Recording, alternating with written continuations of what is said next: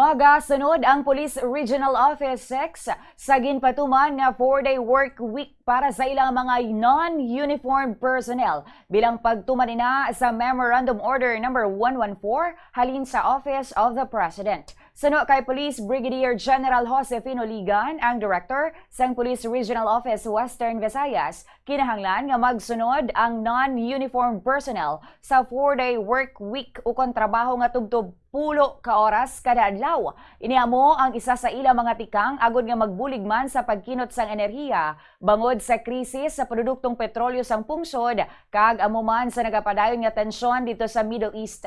Ginathag ni Ligan nga wala nalakip ang mga kapulisan sa 4-day work week bangod sila ang kabahin sang frontline services kung sa diin magpadayon sa gihapon sila sa ilang regular schedule.